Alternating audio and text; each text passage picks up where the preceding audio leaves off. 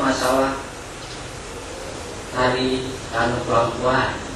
Sekolah yang lain masukkan muatan lokal itu bukan anu kelampuan masa waktu itu. Ya silakan, nggak apa-apa. Jadi boleh beda-beda.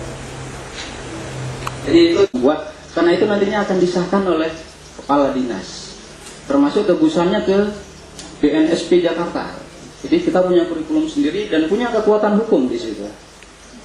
Jadi ketika kita buat kurikulum kita bukan ecek-ecek yang dibuat disimpan di lemari, tidak. Tapi tebusan kita sampai ke Direktorat Jenderal. Disahkan oleh dinas kabupaten ngirim ke dinas provinsi, itu jalur. Nah, jalur kerjanya. Mungkin Bapak masih ngambang, nanti nggak apa-apa kita buka sesi tanda tanya, pertanyaan. Dikembangkan oleh direktorat. Nah, kalau ini dikembangkan oleh satuan pendidikan. Berarti satuan pendidikan ibu-ibu sekolah dasar atau madrasah bidaya. Jadi itu yang nampak signifikan.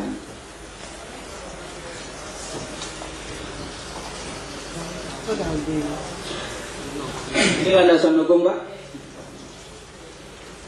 Ada Undang-Undang Nomor 20 Tahun 2003, terus Peraturan Pemerintah Nomor 19 Tahun 2005, Permendiknas Nomor 22 Tahun 2006. Inti pembicaraan kita di poin kedua, poin ketiga, keempat, dan kelima. Kalau kita ingin berbicara tentang KTSP. Nah, Permen 22 tentang standar isi. Apa sih standar isi? Di standar isi itu ya ada kalender pendidikannya, beban ajar, kalau mata pelajaran matematika berapa jam diajar, di situ diatur semua. Berapa jam jumlah minggu yang efektif, berapa jam satu kali pertemuan, kalau 1 jam kan 60 menit. Kalau Bapak dan Ibu di SD 1 jamnya 35 menit. Kalau ukuran KTSP sekarang. Jadi itu semuanya diatur di standar isi. Inginkan bisa masa kualitas itu harus dicantumkan pada butir-butir KTSP yang disusun. Bisa dari sama. Itu, tapi standar kelulusan harus bisa diukur. Harus bisa diukur. Artinya pernyataan yang dibuat adalah pernyataan yang memang bisa diukur.